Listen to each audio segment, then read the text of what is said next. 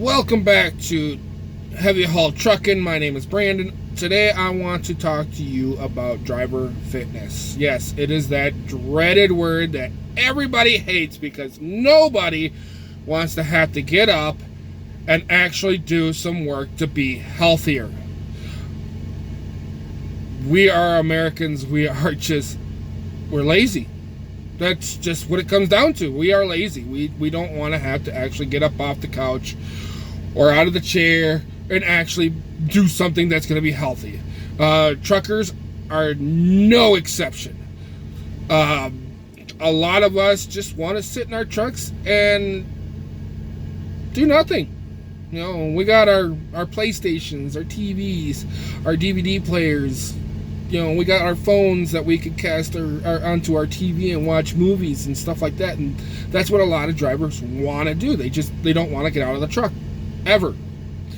I am no exception to that also. You know, I'm a very lazy driver, even though I do a lot of oversized loads. Yes, I do get out and actually load and unload my own trailers. I secure all of my own loads. So I'm not totally lazy, but I actually had just recently started getting into doing some fitness myself. I have a set of dumbbells on the truck here that I know it's not much. It is a starting point though, where I can actually start gaining some strength in my arms. And like I said, that's just a starting point. I do eventually want to get out and actually start walking around to try and lose the belly weight and the getting rid of my badonkadonk also, because I just don't want that stuff. I know my butt fills up my seat, and that happens to a lot of drivers. Anybody who pulls a reefer or a van are more susceptible at being overweight than anybody who actually gets out and has to secure their own loads, you know, like flatbed, step deck drivers, and anybody with an RGN or heavy haul. You know, we actually do get out and actually have to do more work to where we're actually out on the load, tarping it, untarping it, securing our loads, and we're constantly walking around our trucks just to make sure that our load is secured. But that's not enough. We actually had to get out and actually do more exercise, eating healthier, which is very hard to do out on the road right now because nobody offers enough healthy choices out on the road for food. There's a lot of fast food out here, but the only one that truly is healthy for us is Subway, which everybody knows that's not always the healthiest choice either, especially when you're putting all of those sauces on your sandwiches. So we really need to watch out for that kind of stuff. So yes, I'm just now starting to get into fitness myself. I do need to cut out my carbs and my starches, which is going to be very difficult for me because if anybody who knows me knows that I have to have mashed taters with every meal, and it's meat and taters for me all the time, and some sort of vegetable. Usually it's corn or green beans. That's about all the vegetables I actually do like to eat. So it's gonna be very difficult for me, but I have to start doing that.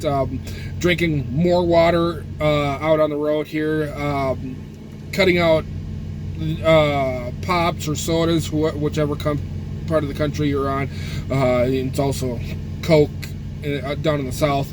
Cutting that out completely. Gatorade is very healthy for you. So is water. You know, make sure you cut out all the energy drinks also, because a lot of them are very high in sugar and can cause a lot of problems. The reason why we want to try and make sure that our weight is down because of two main reasons. One is diabetes. Diabetes is a career killer out here. If you get type 2 diabetes and you have to take the insulin, your trucking career is over. You will no longer be able to get a medical certification from a doctor if you have to take insulin. So your driving days for professionally are done. If you have to take the pill, you still can drive. You can still drive. But you're going to be in the doctor more often. They are going to be checking up on you more often. I've heard of drivers who've been taking the pill, which is metformin. They have to report to their doctor every 6 months when they first are diagnosed with type 2 diabetes. And then after that, it's usually about a year that you have to start checking with your doctor. So that means you're going to be paying for a medical certificate when you first get it every 6 months up to a period of whatever your doctor specifies. And then it's going to be every year after that. And you have to recertify every single year. So that gets to be very expensive. Also, another reason why is because you can get sleep apnea out here. And anybody who knows anything about sleep apnea knows that it can be very dangerous. If you don't get enough rest out on the road here, you are liable of falling asleep at the wheel and ending your career and somebody else's life. You don't want to be responsible for killing somebody out on the road because you are not getting enough rest at night because you're constantly having to wake up to use the bathroom, or you can't breathe, signs like that. So if you feel like you're constantly tired during the day while you're driving, talk to your doctor. Go to your family doctor, talk to them, let them know what your symptoms are, and ask them to have a sleep study done. I urge this on any driver who's constantly feeling tired. Please do this because you don't want to kill yourself or somebody else's family. That could be your daughter or your wife or your son or your grandchildren that you may have just killed. You don't want that on your conscience. And if you end up killing somebody, you're going to go to prison. So essentially your driving career at that point is done. So there are a lot of major things that you just want to try and keep your weight down. So major points is start exercising more, walking around the parking lot at night while you're parked, or go while you're at a shipper and receiver. If you got time, get out and walk. And if you can't get out and walk while you're at the shipper or receivers, if you're not able to walk around their property, walk between the trailers. Walk up and down. Go from the building back to your truck and back. And keep doing that every single day. Try and get at least 2 hours out here where you're constantly walking. I had a buddy of mine who was a big guy. And he was out walking every single day. It took him 30 minutes just to walk. And he lost over 100 pounds in a year. So it is possible to lose weight out here. Just main points is to exercise and eat healthier. I know it's difficult to try and eat healthier out here. Trust me, it is very difficult for myself as well. I've been out here for almost 9 years. I know exactly how expensive it can be, and I know exactly how difficult it is to try and eat healthy out here. None of these truck stops really give you a whole lot of healthy options. I know Pilots and Flying J's, they have salads up at the deli that you can buy, and you can eat those, and I have eaten those. I'm not a big fan of salads myself, but I do try to eat them. They are filling, and they are very, very healthy for you. And I get them without the salad dressings because salad dressings can also be bad for you also. Just all I can say is just start exercising and drinking more water and Gatorade. Cut out all your starches and carbohydrates. Cut out all of your sugars. If you're a smoker, it also helps to try and quit smoking. I know it's easier said than done. I have an entire family who are smokers. My mom has quit for 3 months. I used to be a smoker. I quit a little over 2 years ago. My wife, who was a smoker for 20 years, quit shortly after I did. And I have a grandfather who actually smoked for 60 years, and he's in his 70s, and he smoked for over 60 years, and he is now smoke-free. It was extremely difficult for him, but I'm telling you, if he can do it, you guys can do it. It is possible.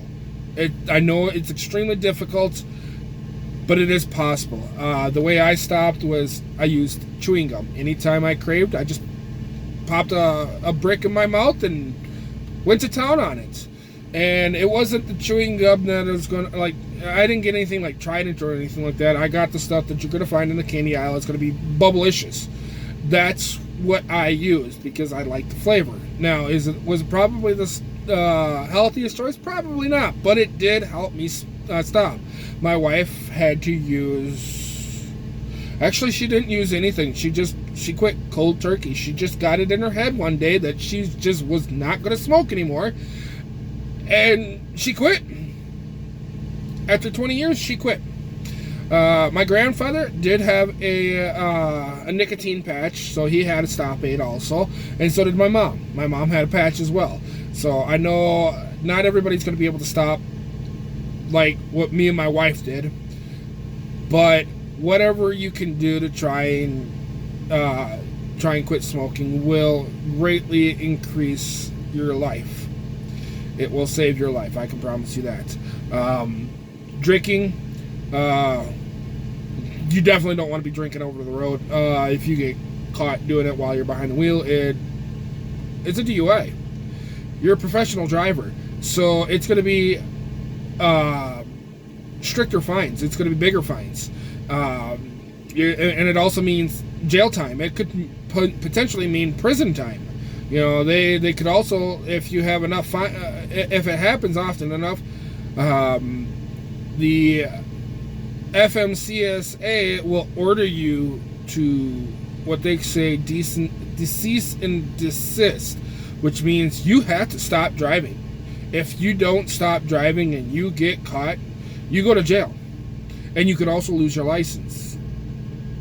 Drivers don't lose your license. You worked way too hard to get that CDL and spent a lot of money trying to get that CDL, so don't lose it.